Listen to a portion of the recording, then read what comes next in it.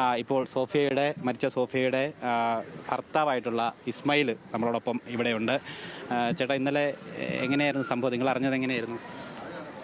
എൻ്റെ മോൻ സ്കൂളിൽ പോയിട്ട് വന്ന് 5:45 കയറി വന്ന് 5:45 കയറി വന്നപ്പോഴത്തേക്ക് ഇവർ എൻ്റെ അടുത്ത് ചോദിച്ചു, എന്നെ ഫോൺ വിളിച്ചിട്ട് ചോദിച്ചു, അമ്മച്ചിയെ കണ്ടില്ലല്ലോ, അമ്മച്ചി എവിടെയെന്ന് ചോദിച്ചു. ഞാൻ പറഞ്ഞ്, എടാ എനിക്കറിയത്തില്ല, ഞാൻ ജോലിയും കഴിഞ്ഞ് കയറി വരുമ്പോഴത്തേക്ക് എനിക്കെങ്ങനെ അറിയണം, എനിക്കറിയത്തില്ല മോനെ, നീ ഒരു കാര്യം ചെയ്യും, ശകലം മുന്നോട്ട് പോയിട്ട് അമ്മച്ചിയെ വിളിക്കുക, വീട് തൊട്ടടുത്താണ്. അപ്പോൾ അമ്മച്ചി വിളിക്കാൻ പറഞ്ഞു. അങ്ങനെ മോൻ മുന്നോട്ട് പോയപ്പോഴത്തേക്ക് ചെരുപ്പ് പറഞ്ഞ് റോട്ടിൽ കിടപ്പുണ്ടായിരുന്നു. ആ റോട്ടിൽ കിടന്ന സാധനം ഇത് കണ്ടിട്ട് താഴോട്ട് നോക്കിയപ്പോഴത്തേക്ക് അവരമ്മ കല്ലുകൂട്ടത്തിനകത്ത് കിടക്കുക.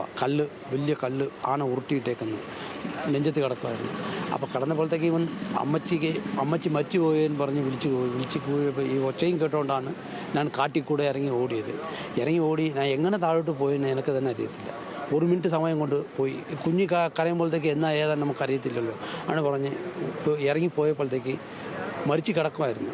അമ്മ മരിച്ചു പോയെന്ന് പറഞ്ഞു. ഞാൻ കുഞ്ഞിനപ്പം തന്നെ അവിടെ നിന്ന് മാറ്റി, മോനെ ഒന്നും സംഭവിച്ചിട്ടില്ലെന്ന് പറഞ്ഞ് അവിടെ നിന്ന് മാറ്റി തിരിച്ച് വന്ന് കൈ പിടിച്ച് നോക്കിയപ്പോഴത്തേക്ക് മൊത്തം കൊച്ചുപോലെ തണുത്ത് ഇരിക്കുകയായിരുന്നു.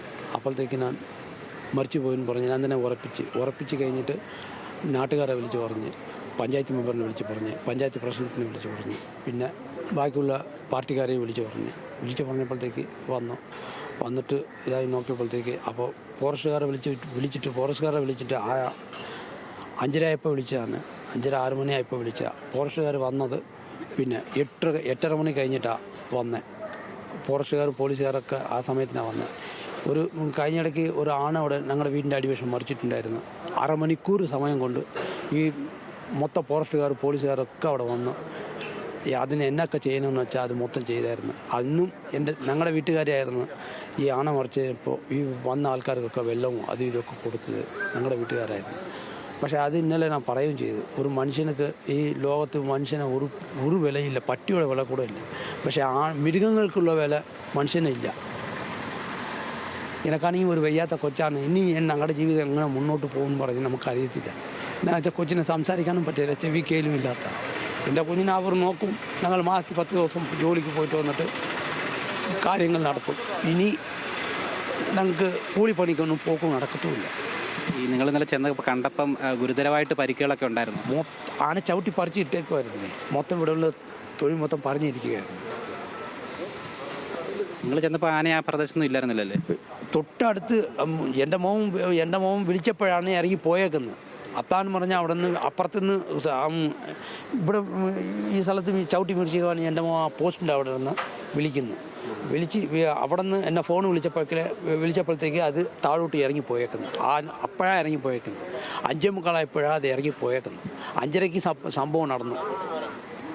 ഈ വനം വകുപ്പ് അധികൃതർ നിങ്ങൾ നേരത്തെ തൊട്ടേ പരാതി പറഞ്ഞിട്ടും ഒരു നടപടിയും എടുത്തിട്ടൊന്നും ഉണ്ടാവില്ലല്ലോ. അതിൻ്റെ ഭാഗമാണ് നമ്മൾ പരാതി കൊടുത്ത് പെൻഷനൊക്കെ ഇതൊക്കെ ചെയ്തു തരാമെന്ന് പറഞ്ഞ്, സോളാർ പെൻഷനൊക്കെ ചെയ്തു തരാമെന്ന് പറഞ്ഞ് മൊത്തം കാര്യങ്ങൾ പിന്നെ നമുക്ക് അവിടെ നിന്ന് ഓർഡർ വന്ന് ശരിയായി വന്ന് കോട്ടയത്ത് നമ്മൾ വിളിച്ച് ചോദിച്ചപ്പോഴത്തേക്ക് അതിൻ്റെ ഫണ്ട് ആയിട്ടില്ലെന്നാണ് അവർ പറഞ്ഞത്. ഈ മുമ്പും ഈ നിങ്ങളുടെ വീടിൻ്റെ പ്രദേശത്തൊക്കെ സ്ഥിരം ഉള്ളതാണല്ലേ കാട്ടാന? ഇപ്പോൾ 4 വർഷമായിട്ടുണ്ട്. നേരത്തെ ഒരു പ്രാവശ്യം ആനയെ കണ്ടിട്ട് ഓടി പിന്നെ താഴോട്ട് വീണിട്ട് കാലിലെ പൊട്ടലായിരുന്നു ഈ സ്ഥലത്ത്. അതും പിന്നെ ഗവൺമെൻറ് ഹോസ്പിറ്റലിൽ കൊണ്ട് കാണിച്ച് ഇതാക്കി. അതും അപ്പോഴും ഞങ്ങൾ പരാതി കൊടുത്തു. പിന്നെ ഉദയാന്ന് പറഞ്ഞവർ ഞങ്ങളുടെ വീടിൻ്റെ അടുത്ത് പിന്നെ ഫോറസ്റ്റ് ഗാർഡാണ്. പുള്ളി ഏത് പാതിരാത്രിക്ക് വിളിച്ചാലും പുള്ളി വരും. പുള്ളി മാത്രമേ വരത്തുള്ളൂ. പിന്നെ പുള്ളി വിളിച്ച് പറയുമ്പോഴത്തേക്ക് ഞങ്ങളെ കഴിഞ്ഞിടയ്ക്ക് ഒരു 6 മാസത്തിന് മുമ്പ് കൊച്ചിനെ വിളിച്ചുകൊണ്ട് പോയപ്പോഴത്തേക്ക് ഞാനും ഉണ്ട്, ഈ പുള്ളിയുണ്ട്. ഈ പുള്ളിയുടെ മോളും പള്ളിക്കത്തോട് പഠിക്കുന്നുണ്ട്, എൻ്റെ മോളും പള്ളിക്കത്തോട് പഠിക്കുന്നുണ്ട്. അപ്പോൾ ഞങ്ങൾ രണ്ടും കൂടെ കയറിപ്പോയപ്പോഴത്തേക്ക് ആന ഒരു 10-16 കാണുമല്ലോ, 10-16 മേലിലുണ്ട്. അപ്പോൾ ഞാൻ ഉദയൻ പറഞ്ഞ സാറിനെ വിളിച്ച് പറഞ്ഞു, സാറേ എന്നെപ്പോലെ സംഭവം പറഞ്ഞു. അപ്പോൾ എൻ്റെ അടുത്ത് പറഞ്ഞ്, നിങ്ങൾ കയറിപ്പോകണ്ട, നിങ്ങളവിടെ നിൽക്ക്, ഞാൻ ഇപ്പോൾ വന്നിട്ട് നിങ്ങൾ കയറിപ്പോയാൽ മതി, ഞങ്ങൾ കൊണ്ടുവന്ന് വീടിൻ്റെ അടുത്ത് വിടാമെന്ന് പറഞ്ഞു.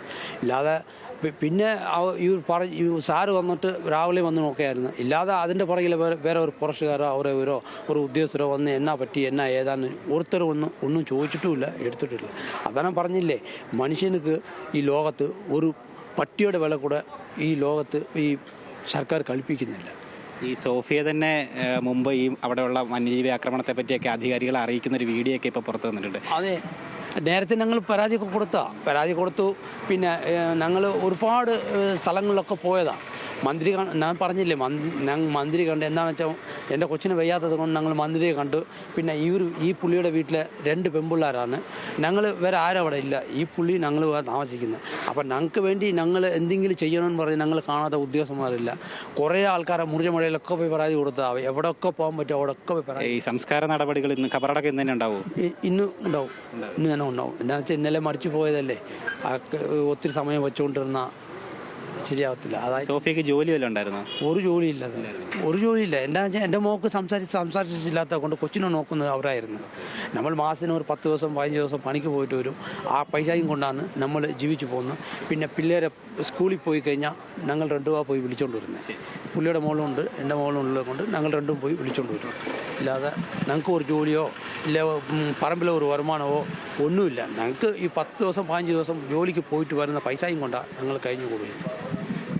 സേതു, അത് തന്നെയാണ് അവരുടെ പ്രതികരണമാണ്. ഏറെ വികാരപരമായിട്ടുള്ളൊരു പ്രതികരണം തന്നെയാണ്. അല്ലെങ്കിൽ ഒരു നൊമ്പരത്തോടെ അല്ലാതെ പ്രതികരണം കേട്ട് നിൽക്കാനായിട്ട് സാധിക്കില്ല. അദ്ദേഹം പറയുന്നത് മനുഷ്യന്മാർക്ക് വിലയില്ല, അല്ലെങ്കിൽ മൃഗങ്ങൾക്ക് ലഭിക്കുന്നതിൻ്റെ വില അല്ലെങ്കിൽ അത്ര പോലും വില മനുഷ്യജീവന് ലഭിക്കുന്നില്ല എന്നുള്ളതാണ്. അവർ മുമ്പും നിരവധി തവണ പരാതി നൽകിയിട്ടുണ്ടായിരുന്നു ഈ ഇത്തരത്തിൽ അവരുടെ വീടിൻ്റെയും പ്രദേശത്തുമൊക്കെ വന്യജീവി ആക്രമണമുള്ള കാര്യം. പക്ഷേ അതിലൊന്നും നടപടിയെടുക്കാനായിട്ട് അധികാരികൾ തയ്യാറായില്ല. അതുകൊണ്ട് വില കൊടുക്കേണ്ടി വന്നത് അദ്ദേഹത്തിൻ്റെ സ്വന്തം ഭാര്യയുടെ ജീവൻ തന്നെയായിരുന്നു. വയ്യാത്ത 2 കുട്ടികളുണ്ട്. അവരെ നോക്കിയിരുന്നത് ഈ സോഫിയയാണ്. ആ സോഫിയയാണ് പോയിരിക്കുന്നത്. ഇനി എന്ത് ചെയ്യണമെന്ന് അറിയില്ല എന്നാണ് ഇസ്മയിൽ ഇപ്പോൾ നമ്മളോട് പ്രതികരിച്ചിരിക്കുന്നത്. എന്തായാലും പോസ്റ്റ്മോർട്ടം നടപടികൾ ആരംഭിച്ചിട്ടുണ്ട്. നിലവിൽ അല്പസമയത്തിനകം തന്നെ അത് പൂർത്തിയാക്കിയതിന് ശേഷം ബാക്കി ഖബറടക്ക നടപടികളിലേക്ക് കടക്കുമെന്നാണ് മനസ്സിലാക്കാനായിട്ട് സാധിക്കുന്നത്.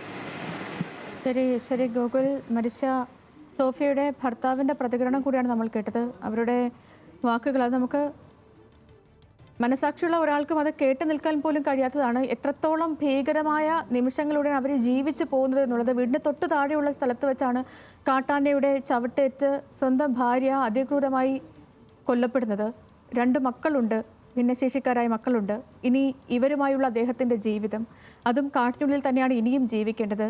അധികാരികൾ ഈ വിഷയത്തിൽ ഒരു നടപടി, ഇനിയെങ്കിലും ഒരു ശക്തമായൊരു നടപടിയൊക്കെ എടുക്കുമെന്ന് പ്രതീക്ഷിക്കാം. ഈ ഓരോ സംഭവങ്ങൾ കഴിയുന്തോറും നമ്മളിങ്ങനെ പ്രതീക്ഷയോടെ ഓരോ കാര്യങ്ങൾ പറയും, പക്ഷേ ഒന്നും തന്നെ നടക്കില്ല. ഇങ്ങനത്തെ കാര്യങ്ങൾ വീണ്ടും വീണ്ടും ആവർത്തിച്ചു കൊണ്ടിരിക്കുന്നതാണ് ഇപ്പോൾ സ്ഥിരമായി കണ്ടും കേട്ടും അറിഞ്ഞും കൊണ്ടൊക്കെ ഇരിക്കുന്നത്.